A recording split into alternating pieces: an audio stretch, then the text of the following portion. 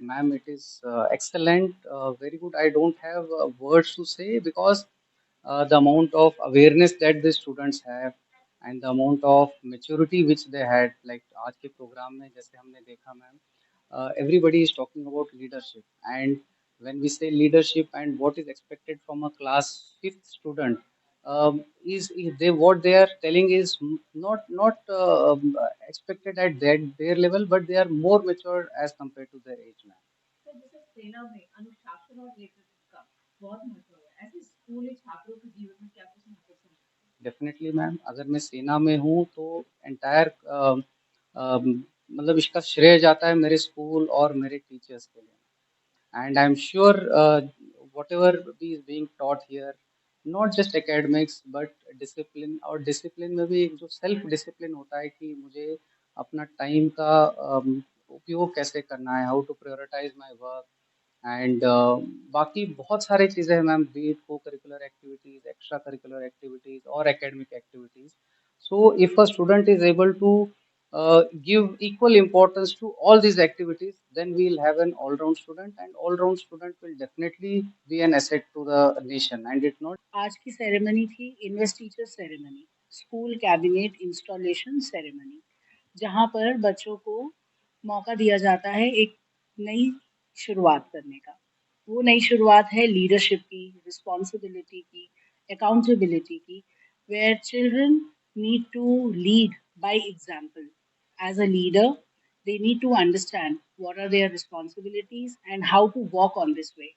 बच्चे इस दौरान बहुत सारी स्किल्स सीखते हैं, जैसे कि decision making skill, problem solving skill, they have to be respectful to their juniors, they understand the attitude of gratitude, they learn to be humble और बहुत सी मॉरल वैल्यूज सीखते हैं।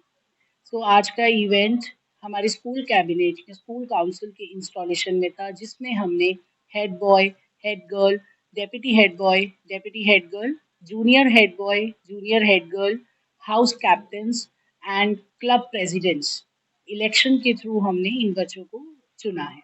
क्या कुछ इनकी जिम्मेदारियां रही? ये बच्चे स्कूल में एक पॉजिटिव कल्चर लाएंगे। सबसे बड़ी जिम्मेदारी है अपने जूनियर्स को गाइड करना। सबसे बड़ी जिम्मेदारी है स्कूल में परिवर्तन लाना, एक पॉजिटिव परिवर्तन, जिससे कि हम अपने भारत की संस्कृति, इंडियन कल्चर एंड हेरिटेज को बढ़ावा दे सके। देखिए, we are living in a democratic country, और हमारे देश ने जो हमें सिखाया है, so we conduct elections where the children go for campaign, where the children develop their symbols, and then they campaign for their agendas along with the students, and finally there is election। So ये elections teachers के नेतृत्व में होता है, और finally जो vote counts मिलते हैं उसके आधार पे हम बच्चों का चयन करते हैं। और क्या कुछ जिम्मेदारी रहती है, कैसे नेतृत्व करते हैं छात्रों को? देखिए क्या होता है, बेसिकली इन्वेस्टिगेशन सेरेमनी जो है, इसमें हम बच्चों को various roles of leadership choose करते हैं, और उसके बाद उनको कॉन्फर करते हैं वो ऑफिशियल लीडरशिप का पोजीशंस। तो ये अपने आप में बच्चों को खुद एक बहुत अटेंशन मोड पे ला देता है, जहाँ पे बच्चों को पता है कि हम एक बड़े रोल के लिए जा रहे हैं, जहाँ हम बाकी लोगों के लिए रोल मॉडल बनने वाले हैं। तो वो सेल्फ असेसमेंट और सेल्फ अंडरस्टैंडिंग बच्चों का बहुत स्ट्रांग होता है, और इसके साथ साथ हमारे जो ग्रुप ऑफ टीचर्स हैं जो इनको गाइड करते हैं, along with the help of principal madam, they reach to a position where they become good leaders of the school।